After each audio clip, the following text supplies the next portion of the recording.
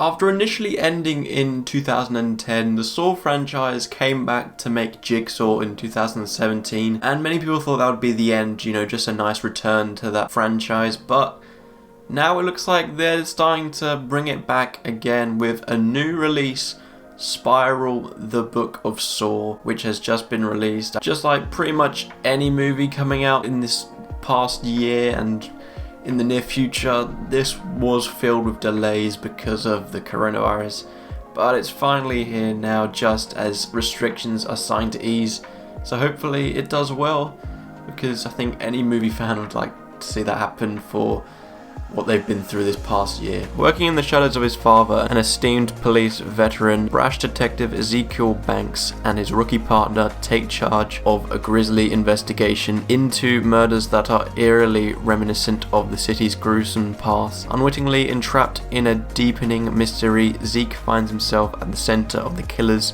morbid game. But anyways, let's get into my review of Spiral: The Book of Saw. Chris Rock has always been known for his comedic roles in movies, so it was a bit of a shock to see him help make this movie, let alone star as the lead in it. And because of that, questions were asked at whether he'd be able to do the job properly, as with some comedic actors, can't really shake that feeling of them being in other movies and being here in a more serious movie. However, I think Chris Rock does a really good job and can perform a genuinely serious role. I didn't have that issue of, hearing his voice and thinking straight back to the Madagascar movies at all.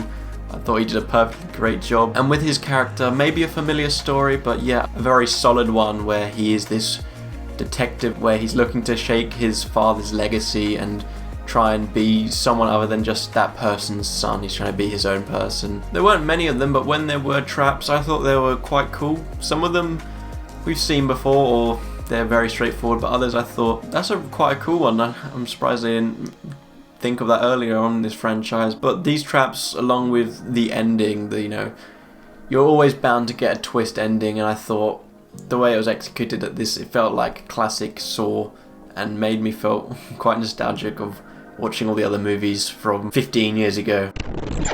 Everybody knew the real killer in this was not going to be Jigsaw, it wasn't going to be Tobin Bell, but at least they could have kept his voice. Whenever there was a killing and there's a tape at the scene, you'd play it would have this robotic voice which just didn't strike that same fear as what Jigsaw had actually done with his creepy voice. As I said, obviously it's not John Kramer and it makes sense that it's not him and they've changed it up and all, but it's just one of those things where you could really notice it. But as I said, it makes sense having that there. As the title suggests, this is more of a spin-off than continuing the story from what the other movies have done. It takes place in the same universe and acknowledges what's happened, but doesn't really continue that story. And to be honest, I didn't really need a Saw spin-off. It plays out just like a normal police drama with some of those Saw elements in it. Some movies it's cool to have those spin-offs and you get a different dynamic on the franchise, but I don't think this one really added anything else. It just told another story. It hasn't really changed how I looked at this franchise overall after watching it. And as I said, there aren't as many traps. It takes a more grounded approach, tells a maybe more realistic story, but you do really miss those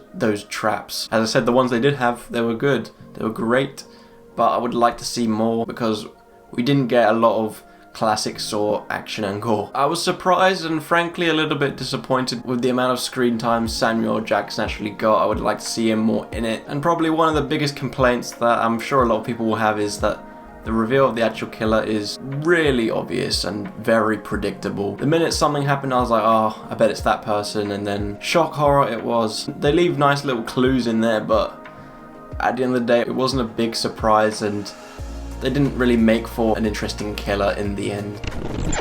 So at the end of the day, Spiral: The Book of Saw was a spin-off story that I didn't really need, and it didn't really add much to the franchise overall. It was cool to see Chris Rock, Samuel Jackson in this franchise, but I was left quite a bit disappointed as I didn't really feel like it told an interesting enough story. It's certainly far from the worst this franchise has produced, but it's not near the best, and for that I'm going to give it a 56%, which would probably put it around halfway down my list of my ranking, but you will find out about that in the coming days because I have more Saw content coming your way, hopefully, including a ranking of all 9 movies, so make sure to stick around for that, and if you could please like and subscribe, it would mean a lot. But anyways, I hope you enjoyed. Let me know what you thought down below, and I hope to see you in those Saw videos that are coming soon.